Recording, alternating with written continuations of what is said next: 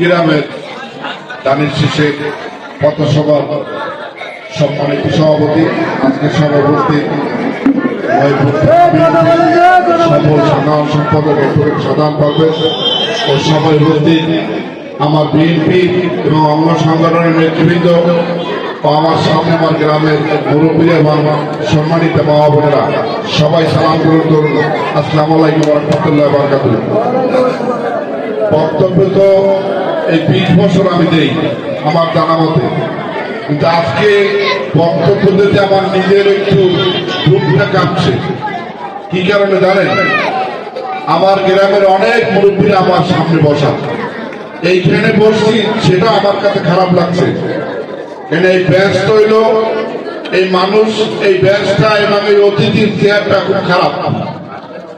অনেকে মনে করে দেবদ্বীপ পাবলিকের সাথে ওঠা বসা নাই, আশাটাও নাই। আসলে এটা ঠিক না, সামাজিক এটা একটা প্রথা, ব্যাস ফিট করা চেয়ারে বসা। কিন্তু মুরব্বী যারা আছেন আমার গ্রামের, সবার দ্বারা আমি ক্ষমা চেয়ে নিচ্ছি। আজকে অনেকের বক্তব্যে আমি তো অনেক কিছু দায়ী হয়ে গেলাম। যেমন আমি এই গ্রামের সন্তান বিপিনপুরের, এখানে অনেক কথা আসছে। এই বাদুল ইউসুফ বলছে যে তার হাতকে শক্তিশালী পেলে আপনাদের কি করা লাগবে। মিজান পাতা বলছে গ্রামের দাবি নিয়ে বলছে। সর্বশেষ শহীদ হাওলাদার ও অসুস্থ, তারপরে ভালো কথা বলছে। এটা কিন্তু আপনাদের প্রতি দাবি নিয়েই বলছে। ইউসুফ হাওলাদার সাংগঠনিক সম্পাদক আপনাদের প্রতি দাবি নিয়েই বলছে।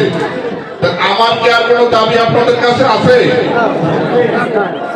দাবি যদি থাকে, প্রথমে আপনাদের সবার কাছে হাত জোড় করছি। এই মহিপুর থানায় যে কয়টি ইউনিয়ন আছে, যে কয়টি ওয়ার্ড আছে, যে কয়টি ভোট সেন্টার আছে, সবচেয়ে বিপিনপুর সেন্টারটা এগিয়ে মোশাররফ হোসেন পর্যবেক্ষণ করবেন না যে সভাপতির গ্রামে কত ভোট পেয়েছে? এটা কি এমএম মোশাররফ হোসেন দেখবে? সে যেমনি পর্যায়ে আমাকে ডাকে, কোথাও বসলে আমাকে ডাইন পাশে বাম পাশে বসায়, কোথাও সভা করলে আমার কথা বলে। মহিপুর থানা বিএনপি সভাপতি দলিল হাওলাদার বিভিন্ন রকমের সম্মান আমাকে দিয়ে থাকে। কি কারণে? বিএনপি প্রতিষ্ঠা থেকে আমি বিএনপি হাল ছাড়ি নাই।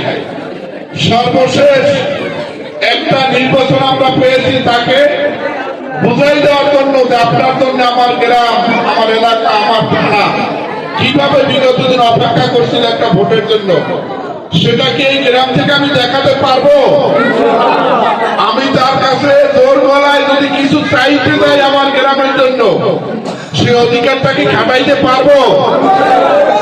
আপনাদের কাছে আমি জোর হাত ধরে মাপ চেয়েছি, অনুরোধ করছি যে অন্তত এই গ্রামে যতগুলো ভোট আছে, ভোটটা তো সেই 2000-এর কাছাকাছি। আমরা বাইরে 50টা ভোটও দিতে চাই না। এতে আপনারা একমত আছেন?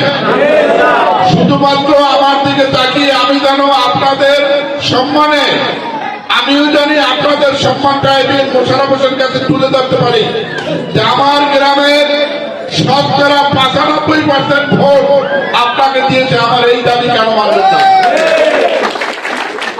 সম্মানিত মা বোনেরা যারা আসছেন, অবশ্যই আপনারা অবগত আছেন, নির্বাচনী ইশতেহারে একটি ঘোষণা দেশ নায়ক তারেক রহমান কিন্তু দিয়েছে, ফ্যামিলি কার্ড। এটা সর্বধর্মের স্বীকৃতি। আপনারা ফ্যামিলিতে যারা আছেন সবাই প্রতি মাসে 2500 করে টাকা পাবেন। যেমনি পর্যায়ে শিক্ষা ভাতা থেকে শুরু করে, বয়স্ক ভাতা থেকে শুরু করে, যেটা বিগত দিনে বিএনপি সরকার করেছিল। পাশাপাশি কৃষক যারা আছে প্রত্যেকের কৃষক কার্ড দেওয়া হবে। ইতিমধ্যে ঘোষণা করা হয়েছে যে সমস্ত মা বোনরা এনজিওতে লোন নিয়েছেন, সেই লোনের ব্যবস্থা বিএনপি করবে। তাহলে আপনাদের লোন দেওয়া লাগবে না 10,000 টাকা পর্যন্ত। ব্যাংকে 10,000 টাকা ডিফল্টার বিগত দিনে যারা আপনাদের নামে মামলা হয়েছে, সেটার দায়িত্ব বিএনপি নেবে।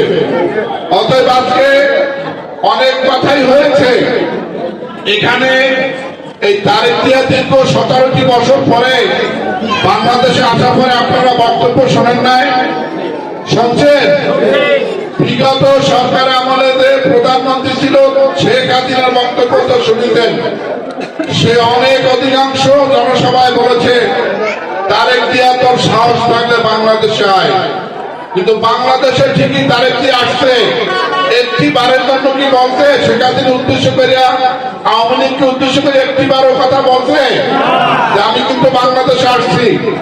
বিরোধী দল বাংলাদেশে কারা বিএনপি এটা চেনে না। তার কারণ আমরা বিরোধী দল থাকাকালীন 17টি বছর যেভাবে কষ্ট করেছি, এই কষ্টের মর্ম আমরা বুঝি। এই কষ্টের মর্যাদা কতটুকু সামাজিকভাবে নিচু জিনিস সেটা আমরা বুঝি। যার পরিপ্রেক্ষিতে 5 তারিখের পরে কোন আওয়ামী লীগ বা অন্যান্য বিরোধী দল যারা আছেন তাদেরকে আমরা অশান্তিতে রাখি নাই। সামনের দিকেও নির্বাচনের পরেও তাদেরকে অশান্তিতে রাখবো না। এইটা আমাদের বিএনপির নির্দেশনা। দেশ নায়ক তারেক রহমান থেকে শুরু করে এবিএম মোশাররফ হোসেন, মহিবুল বৈশ্য বলেছে যে অন্যান্য দলের দ্বারা বিএনপির সাথে যারা আসছে তাদের দায়িত্ব আমি নিলাম। যদি কোনো বিএনপির নেতা কর্মী আপনাদের ক্ষতি করে আমাদেরকে বলবেন। এজন্য আমরা প্রতিশ্রুতি পেতে পারি, সেটা হলো আওয়ামী লীগ যেভাবে যে রাস্তায় হেঁটেছে আমরা বিএনপি সেই রাস্তায় হাঁটবো না।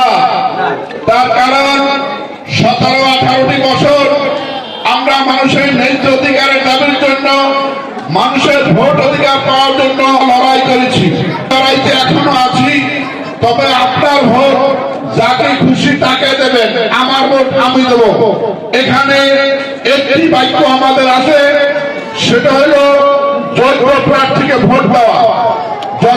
যখনই আপনি ভোটের সিলটা মারবেন, সিল মারার আগ পর্যন্ত কোন ভোটের আকার হয় না। এবং ইচ্ছা করলেই নির্বাচনের আগে, ভোটের আগে কোনদিন কাউকে ভোট দেওয়া যায় না। এটা ইসলামের এবং হাদিস কোরআনের এটা কোনো বিধান নাই, সিল দেওয়ার আগে কাউকে ভোট দেওয়া। অতএব এই ভোটটা কত বড় আমানত জিনিস আপনার ভিতরে নিমিজ্জিত রয়েছে। যখনই আপনি সিলটা দেবেন তখন আপনার ভোটটা শেষ। অতএব এই এলাকার যোগ্য প্রার্থী এবিএম মোশাররফ হোসেন, আমাদের এই মহিপুর থানার দুলাশার ইউনিয়নের একটি সন্তান, ঢাকা ইউনিভার্সিটিতে শুরু করে নেতৃত্ব বিএনপি দিয়েছেন। আপনারা অবশ্যই দেখে থাকেন, টিভিতে টকশোতে তাকে দেখে থাকেন। বিএনপির প্রশিক্ষণ বিষয়ক সম্পাদক এই মামুনরা একটু বসেন। এরপরেও আমরা যে কয়েকজন প্রার্থী আছে এই ইসলামের হইয়া 5 বছরের জন্য বাংলাদেশ ইসলাম আশায় তারা মহিলাদের কাছে ভোট চায় যে ইসলামের পক্ষে থাকুন, 5 বছরের জন্য ভোট দেন। নাউজুবিল্লাহ, ইসলাম কায়েম হয়েছে আরো 1500 বছর আগে। এই সমস্ত বিজ্ঞাপনের ভিতরে আপনারা পড়বেন না। যদি ইসলামী দলগুলো যদি আপনাদের কাছে ভোট চায়, তারা তো যদি বেহেশতের কথা বলে, তখনই বলবেন আমি গরম পানি করব। আপনার আঙ্গুল যদি ওখানে যদি না হয়, আপনার আঙ্গুল যদি গরম পানিতে আটকে না ধরে, তাহলে আমরা হাত পাখায় করতে পারবো। যদি আপনাদের বেহেশতের কথা বলে এবং ইসলামের পক্ষে থাকার বলে, তাহলে বলবো যে কারেন্ট আছে, আপনি আঙ্গুলটা কারেন্টের ভিতরে ঢুকিয়ে দেন, যদি শর্ট না করে আমরা পাখায় করতে পারবো। অতএব এ ধরনের বিভ্রান্ত দিতে পারবেন না। এই চলাফেরা বুঝতে নাই না। সুদূর বরিশাল বিভাগের ভিতরে যোগ্য প্রার্থী হচ্ছেন এবিএম মোশাররফ হোসেন। অতএব এখানে অন্য সব দল নিয়ে অনেক কথা হয়েছে, তাদের নিশ্চয়তা আমরা দিতে পারি। আমাদের দ্বারা বিএনপি দ্বারা কোন দলের অন্য দলের লোকের ক্ষতি হতে দেওয়া যাবে না। যদি ক্ষতি হইতো 5 তারিখের পরে আমরা নিজস্বভাবে মিটিং করে, আমি থানা বিএনপির সভাপতি হয়ে আমাদের বিএনপির নেতৃস্থানে যারা ছিল তাদের নিয়ে আমরা সিদ্ধান্ত নিয়েছি, অন্য দল যারা করে তাদের কোনোভাবেই আমরা ক্ষতি করবো না। তার কারণ আওয়ামী লীগের রাস্তায় মানুষ হেঁটে দেশের কি অবস্থা হয়েছে সেটা আমরা জানি। অতএব আমরা নিয়মের বাহিরে যাব না। 8টার পর সভা সমাবেশ নিষেধ, অতএব আমরা যাই নিয়মের মধ্যেই থেকে শেষবারের মতো একটা অনুরোধ করি আপনাদের, আমি যে গ্রামের সন্তান, ময়পুর থানা বিএনপির সভাপতি, আমি যেন জোর গলায় এই যে মোশাররফ হোসেনকে বলতে পারি যে ময়পুর থানার ভিতরে সবচেয়ে আমার গ্রামে ধানের শীষে ভোট বেশি পেয়েছে।